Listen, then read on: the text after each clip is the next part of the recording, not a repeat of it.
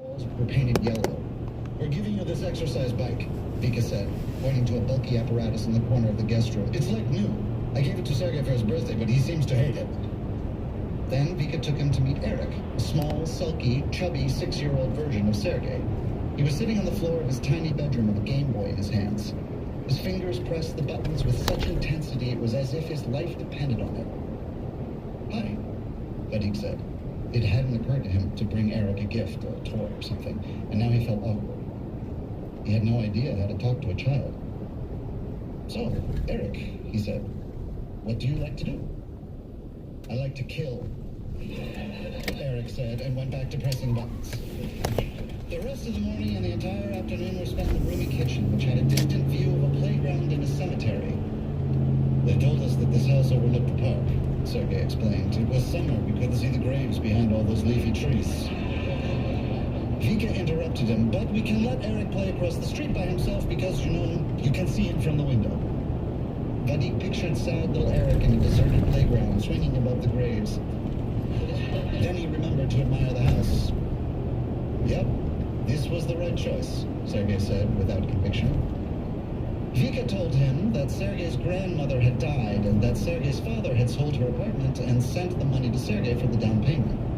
Now they were struggling to pay a huge mortgage every month, but it had still been the right move to buy a house, because that was how it worked here, Sergei added. You rented in the cheaper parts of Brooklyn for a while, then you bought a house in the suburbs or on Staten Island, then you sold that house and bought a bigger, better house. Then, when you grew old, you left that house to your kids and moved into a retirement community. Sergei's tone was a dark mixture of hatred and resignation, which made Vadik uneasy and even frightened him a little. He tried to imagine a happier Eric, all grown up, driving his parents to the retirement community so that he could take possession of the house. Vadik made a few attempts to steer the conversation away from real estate. In his emails, Sergei always asked about their university friends, so Vadik now tried to tell him that Marek was still working on his genealogy dissertation, but Elena had quit hers and was busy making this animated Nabokov game, and Kuzmin, remember that was involved in some business with Abramovich. Abramovich, the man who owns half of Europe, including Chelsea Football Club. But then Vika kicked him under the table and shook her head. Apparently she thought that this line of conversation would be upsetting to Sergei. "He misses our old life too much," she had confided to Vadik during the tour of the house. She changed the subject to Vadik's long-term plans, but that filled him with panic. He didn't know if he wanted to go to graduate school. He didn't know if he wanted to get married. He didn't know if he wanted to stay in the U.S. for good. He had no idea. He just wanted to lead the life of an American for a while, whatever that meant. He failed to explain his view to Vika. Even Sergei didn't seem to get it. They drank vodka and ate cold cuts, pickles, and salads that Sergei had bought at the only Russian grocery store on Staten Island.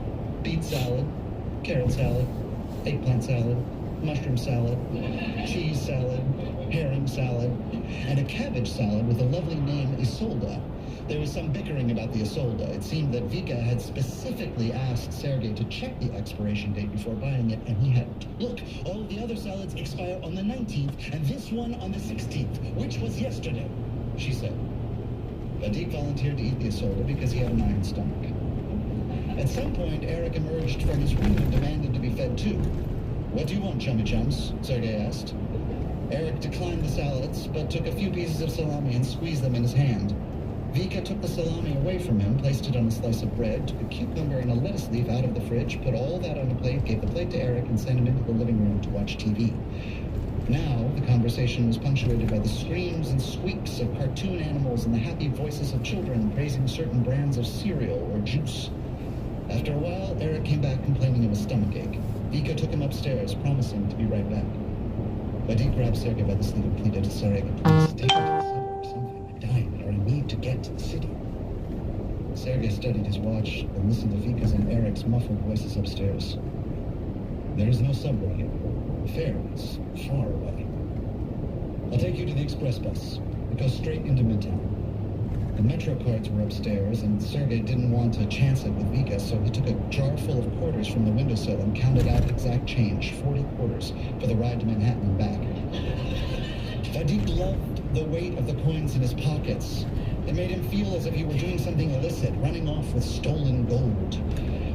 They were almost out the door when Vadik remembered his book. Cinema One was in his bookcase upstairs. Can I borrow a book? He asked. All my good books are upstairs, said Sergei. Here we keep garage sale books. Vadik went to the shelves anyway.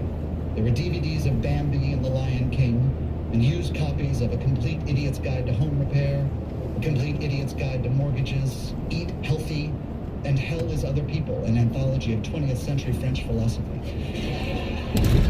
He grabbed Hell is Other People and hurried to the door. They got to the bus stop a second after the bus pulled away. They had to race to intercept it at the next stop, and then Vadik was in, dropping his coins into the slot one by one as the bus pulled off, heading to the city. The jet lag and the vodka put him to sleep, and by the time he woke up, the bus was approaching its last stop, Central Park South at 6th Avenue. It was dark now. It was snowing slightly, but none of that mattered to Vadik. He had made it. The skyscrapers hovered above his head as if suspended in a yellow fog. The park looked deserted, so he decided to head down 6th Avenue. He walked along the wet sidewalk, crossing whenever a light turned green, turning right, left, whenever he felt like it, stepping through puddles of slush. Soon he had no idea which direction he was going. He didn't care.